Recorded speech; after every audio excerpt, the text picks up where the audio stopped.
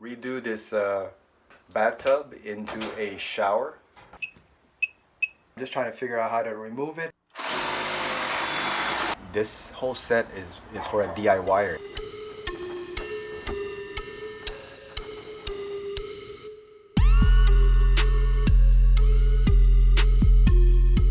Now I'm thinking I just want to replace it with a shower pan because I'm just going to go with a walk-in shower.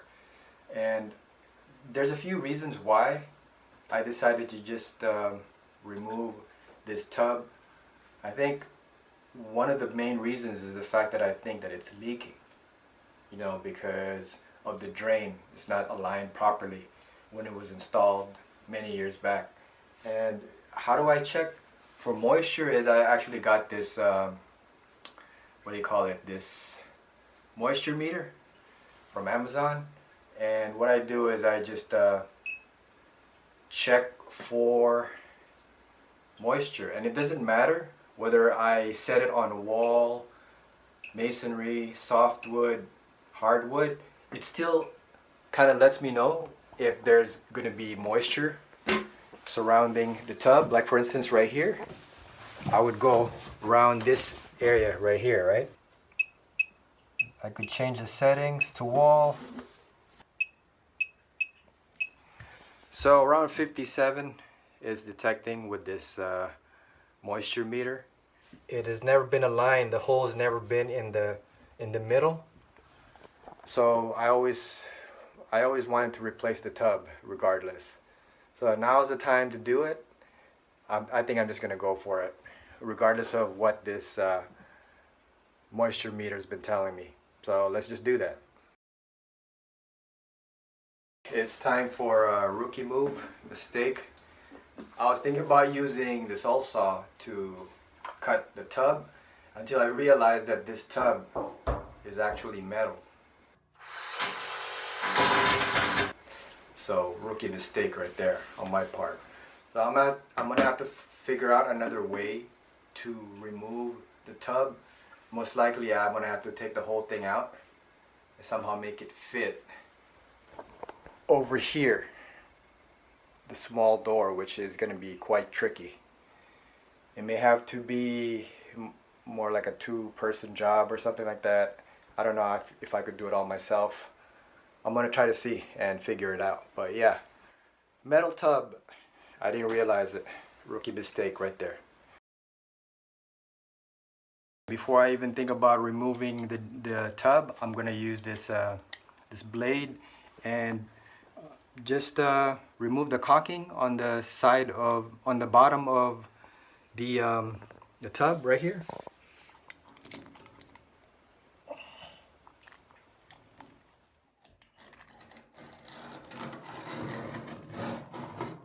So I'm going to remove that drain, and I'm going to use, I don't have the tool to remove it, so I'm just going to use this flat nose or this long nose or whatever you want to call it.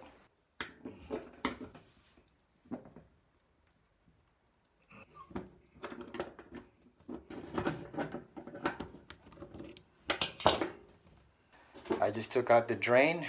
The wood right here is kind of on the way, so I have to just remove these and find a way to just shimmy this thing out of here. Yeah, it's gonna be tricky.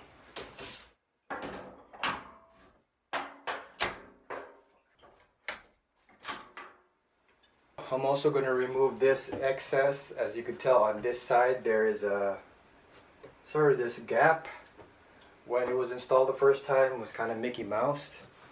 I'm going to get rid of this gap, whereas this side, there's no gap.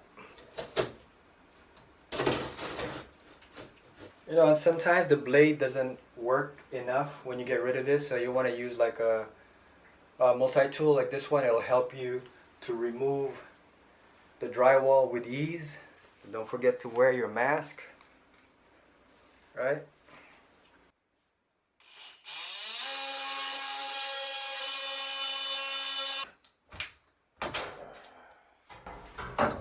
Yeah, so that takes care of this board right here. I've never done this before. I was hoping it was fiberglass so I could just cut it in half, but it's metal, so I'm just trying to figure out how to remove it without taking out my toilet seat. So I'm just doing it the hard way, trying to see if there's a possibility that I could just remove it by itself.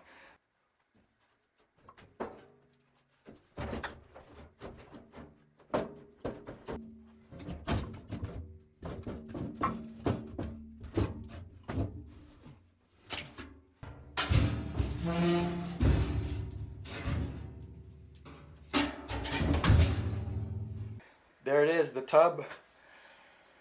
I did it all by myself, just used some strength. Now I have to figure out a way to bring this out the doorway, which is probably the hardest part, without scratching things. We'll see how it goes, but that's the tub right there. Whew, this metal tub is something else, man, I gotta tell you. I'm just gonna use the wooden dolly right here and then try to bring it out.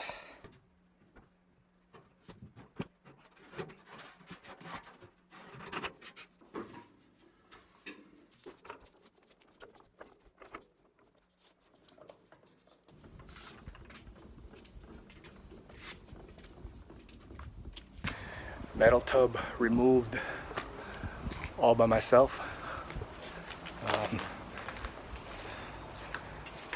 Whole lot of work removing that tub. And now I got it all out, and now I can plan for the next step, which is probably trying to get the shower stall dry fitted just to see. There's a few other things I need to do, like making sure I don't have any of the fumes from the sewer coming out. That's why I covered it right there. And another thing that I'm going to do is use termite repellent, or whatever you want to call it. It's supposed to kill termites, because I did find a lot of feces around here. I believe it's from crickets, but it could be mixed with termite and stuff like that. At least that's what the exterminator told me when he came by. And so why not, since everything is open, I might as well just try to exterminate as much as I can. Before I begin to add the shower set that I just purchased, which I'm still waiting for. I just ordered it from Home Depot a couple days ago. It's supposed to come today. I need to make sure that my framing is good on the back, right? That's why I'm gonna add those to frame in between on the back wall and the side walls. Added framing is necessary to just make sure that when you install your Delta wall unit or any other fiberglass, that you just follow directions, and this just makes it more stable in the back, right? You have a place where you can put the sill gasket and also the adhesive, the Loctite, so that your walls will be stable, especially when you're using it when you take a shower. So that's what these frames are for, and that's why I cut them. Okay, so as you can see, I have all the extra framing done. Not super straight, but it should be good enough. You know, here on the sides too. This side not yet because of the plumbing situation. Manufacturers suggest that I should have framing on the sides and the back, especially to reinforce the fiberglass walls. What I'm gonna do is I'm gonna put some flashing tape just to have some more extra in terms of waterproofing, which I'm just, you know, really concerned about that, because I've had a little bit of those issues before when I removed the old drywall. So I just want to make sure that even though manufacturer says that you don't need to, in fact you don't even have to caulk the insides of the Delta 500, right? But for me, I just would like to have that extra peace of mind to have flashing on the back that you'll see once I have it done, once I'm done doing the dry fitting and stuff like that, and before I do the actual install. They just delivered my Delta 500, which is my shower set right here. This is the shower pan. It says shower base. So this is the 60 by 30 shower base right here, and this is the walls right here. 60 by 30 as well. yeah, so these are the walls and these are the pan, and I'm gonna go ahead and bring it inside.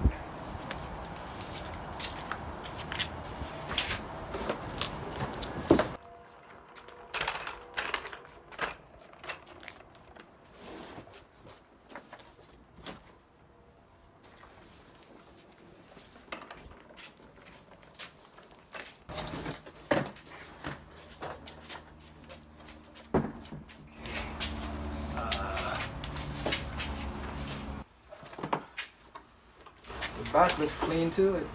It actually has this black um, plastic, which is cool, you know, because my um, the concrete is pretty much level, so I don't really have to put much underneath. Well, 60 by 30. So there you have it. Right drain, 60 by 30, shower pan. This whole set is for a DIYer, you know, if you want to kind of do it yourself. So they try to make it easier for you. So even in the box, it shows you the things, the tools and the things that you need.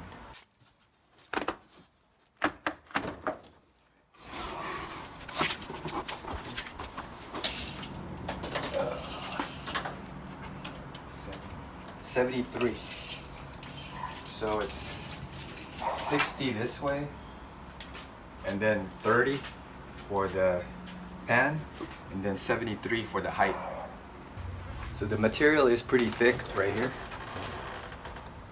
Right, it's not thin like the old fiberglass that I removed. It was pretty flimsy, but this one is good. So let's see.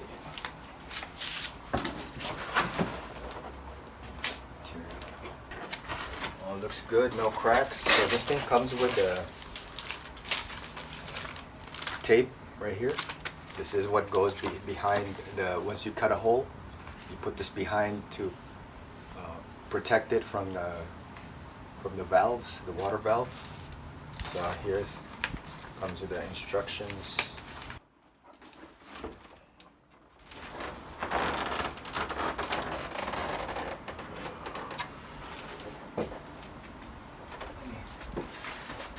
So that's what this wall is going to look like right here in the back.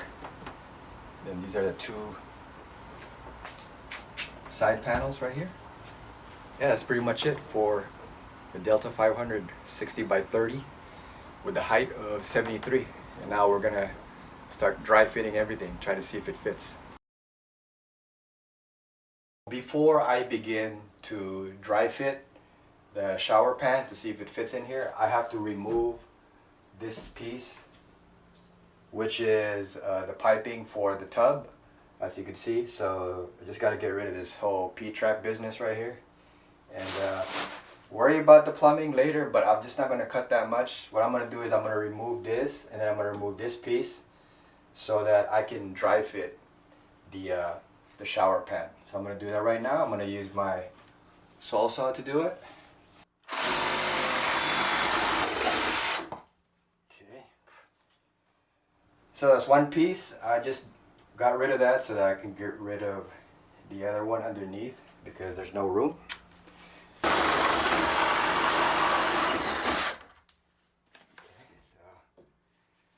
There you go, it's all gone. Got rid of that piping. I had to get out of the way because I don't need it because this was for the tub. So I replaced the piping with a 2-inch piping for the shower. This thing is still on the way. Sometimes there's like this plastic piece. I don't know what this is. I think it's a plastic to kind of keep it open, this hole, which is odd. I can't just put the shower pan, so I have to kind of get rid of it. It kind of sticks out, so I'm just going to use my multi-tool to get rid of the edges. Let's see.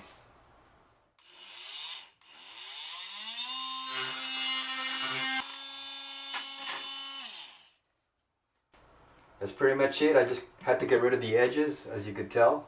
Like from here, watch, from here. See, now there's not that much edge no more, so now I could dry fit and see if that pan fits.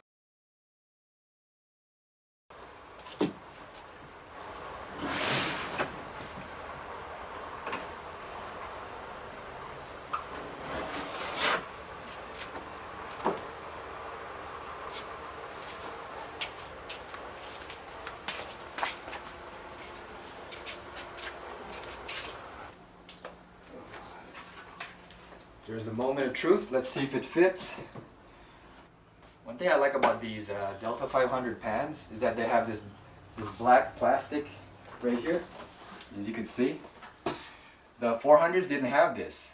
They only had like the white backing, which is not as solid, I feel, but this one feels pretty solid. I didn't expect to have the black plastic backing here, so I feel like it would help. And if my cement is already, you know, plumb or even, then I don't have to worry about putting mortar, right? So that's what I like about this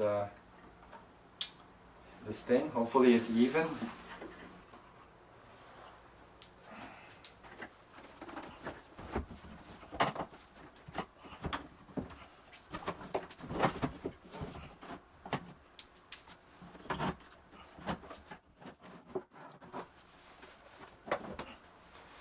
So there you go. I guess it kind of fits. I just have to play with it a little bit. I mean, it's fairly even almost, as you can tell. Right here. See, look, it's the bubbles in the middle. Right? So it's almost even. Let me see. Oh, okay. It's pretty even. Oh. So, maybe I don't have to put a mortar. I'm just going to put adhesive underneath and call it a day. So I think the only thing that about the old plumbing that of course needs to be replaced, and it could be an issue, is that this thing is still right here. It's hitting the pipe, and so this needs to be moved, and this one of course needs to be moved because it's kind of sticking out, right? This thing right here is hitting, so this wood has to come out, this frame has to come out, and just bring it inside more. So the plumbing will be the issue. But as far as the shower pan, I think it fits. You know, I mean, I don't even need to put mortar because everything is even based on this. So all I have to do is put the tub surround adhesive underneath to hold it in place. Once I know everything is good, I'm just going to start marking the height and then pre-drilling.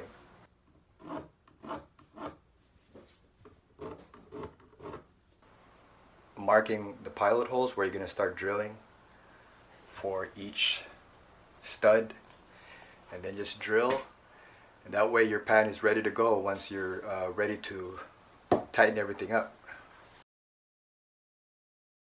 So I'm getting ready to do the pilot holes on my shower pan right here, and I decided to just use a 1/8 bit, which is smaller than the recommended size because I don't really think I need it that big. So I'm just gonna go with that and then start the markings right here that I have. That's where I'm gonna start doing the pilot holes.